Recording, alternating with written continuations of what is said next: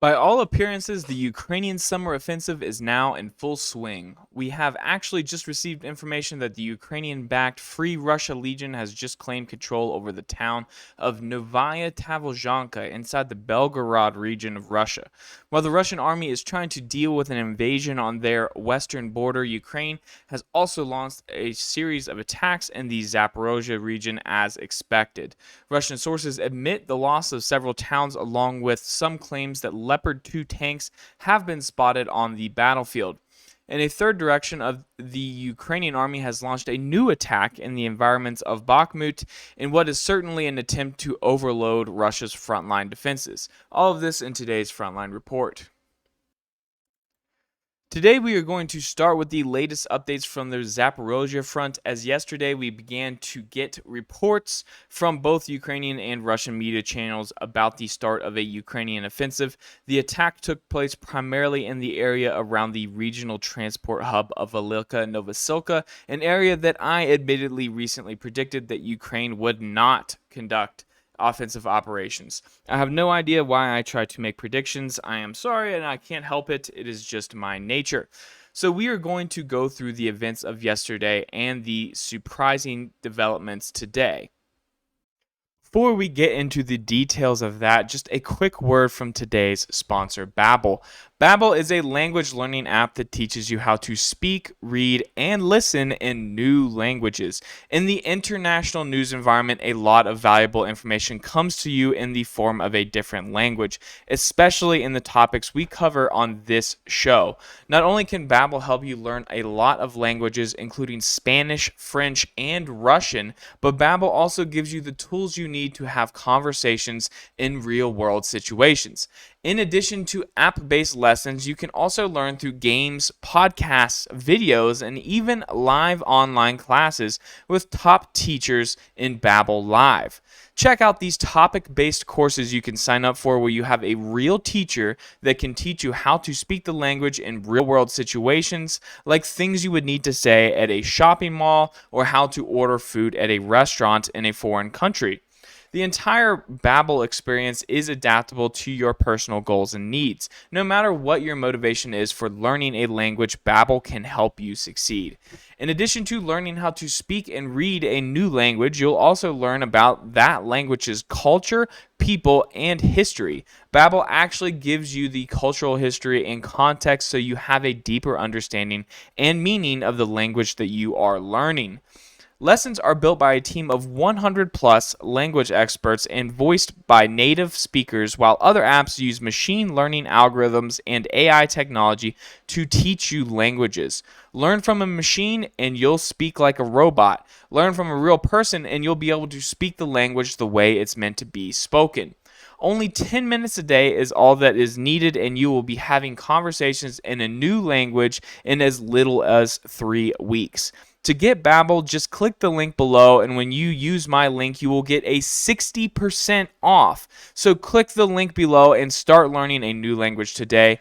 This is also a great way to support the channel and the work that we do here, and I would like to give a big shout out to Babbel for sponsoring this video.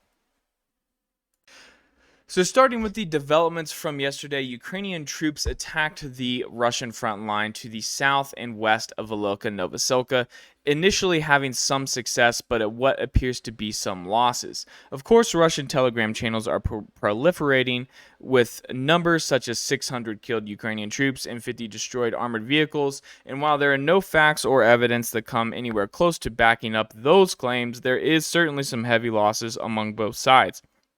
In this video from a Russian soldier, you can see 4 abandoned American M1224 Max Pro armored vehicles, which typically carry a squad of 7 soldiers that are nowhere to be seen. So either these troops have already been lost or retreated on foot. Either way, we do not know for sure.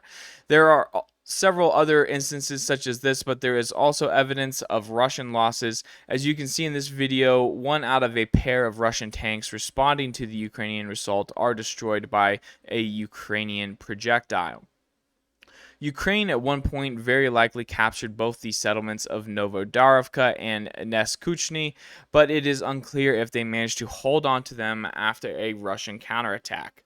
The newest development is the fall of the small village of Novodonetsky to the southwest of Velika Novosilka, and the formation of a salient into the Russian front line in the area.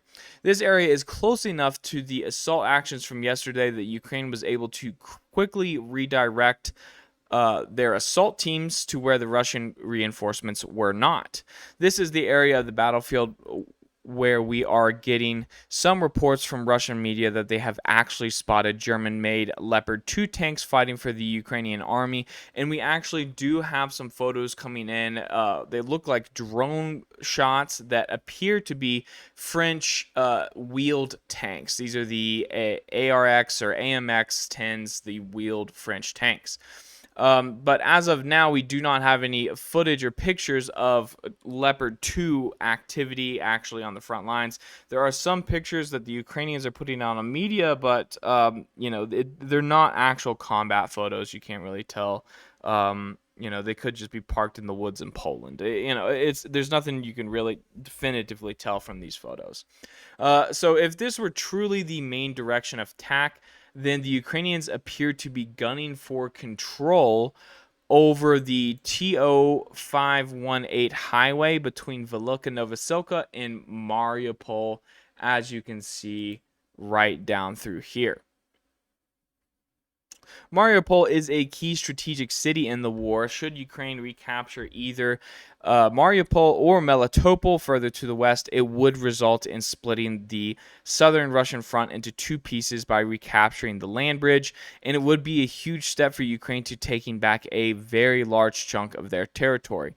The main initial objective for Ukraine in this direction is probably the small settlement of Staromilnivka, a tiny town that serves as a crossroads and likely a frontline logistics hub for the Russian army in the area. If this crossroads is seized, then Ukraine will bring a large chunk of the southern Donetsk Oblast back under their control. So this is actually the town in question that we're talking about here, in between the two Ukrainian attacks. Moving to the Belgorod region, we are getting some interesting updates from Ukrainian media. The Free Russia Legion, which goes into battle driving Ukrainian tanks, rocking Ukrainian flags, and wearing Ukrainian colors, has claimed control over the Russian village of Novaya Tavolzhanka. This village sits on the outskirts of Shebekino and has a population of about 5,000 people. Russian media at the moment appear to be very quiet on the situation, so most of the information we are getting here comes from Ukrainian sources, and there is a huge mix of different claims. Here on the map, the village is pretty much the extent of what I have marked. Just basically the village of Novaya Tavolzhanka down to the border, but there is another map. Let me see here.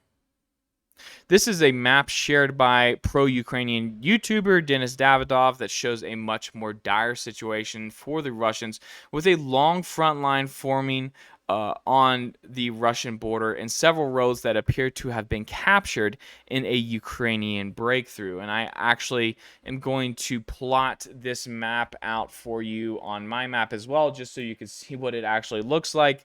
I am very skeptical of this. Of course, the two plots I have don't match up at all, but this is one of the maps that is floating around on Ukrainian media. It looks more like a full-scale invasion into the Belgorod region rather than the capture of just a single town. So at this point, both the assault and the offensive in Zaporozhye are in their early phases, and information is scarce, so there is a good chance that we have some inaccuracies here, of course, just as always. But those of you that watch the channel know that it doesn't bother me at all to make retractions or to be wrong and correct myself. So hopefully we can straighten out the truth in what's what in these scenarios over the next few days. The third axis of attack for the Ukrainians is in the area of Bakhmut. But real quick, before I dive into those details, I would just like to ask you guys to consider hitting both the like and subscribe buttons if you haven't done so already. They're actions that are totally free for you to do, but are a big help for me to grow the channel. Also consider hitting that bell icon so you do not miss the next update.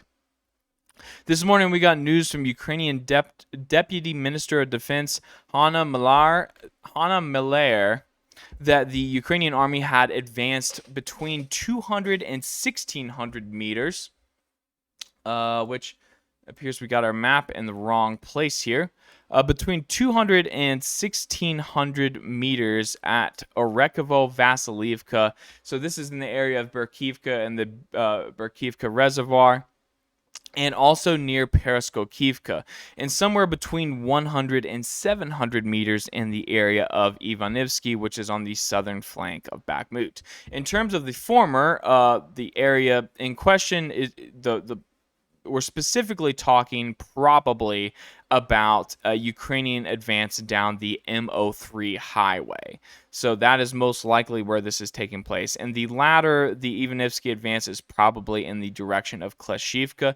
I have not mapped these out as we do not have a good idea of the specifics, like really what direction Ukraine attacked from. But if these are true, they're pretty significant gains, and it shouldn't be too hard to geolocate the front line over the next few days when we eventually get some drone footage of battles in the area. It is certainly interesting and probably unexpected for Ukraine to launch 3 larger attacks in 3 different parts of the battlefield in a single day. This is probably a big factor in Ukraine's early success, as the Russian military notoriously makes decisions at a centralized level and hence would struggle with dividing up tasks and putting out multiple fires at once.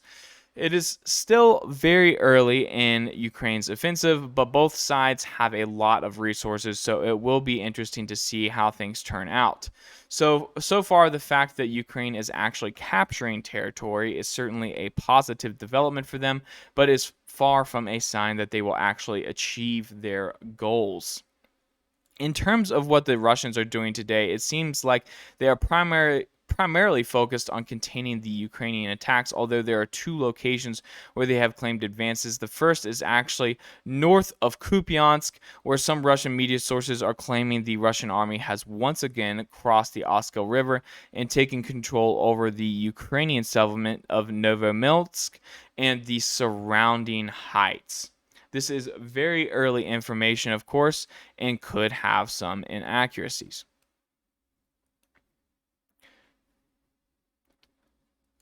The other advances were made in the city of Marinka to the southwest of Donetsk, where the Russians have been conducting storming operations for several days now. The claim is that Russian troops took a further 3 blocks of the town, but we do not have specifics on which blocks, so I'm playing it safe and I'm going to wait for a reliable mapper for that kind of update. All right, guys, that is all from me. Thanks again for joining, and until next time.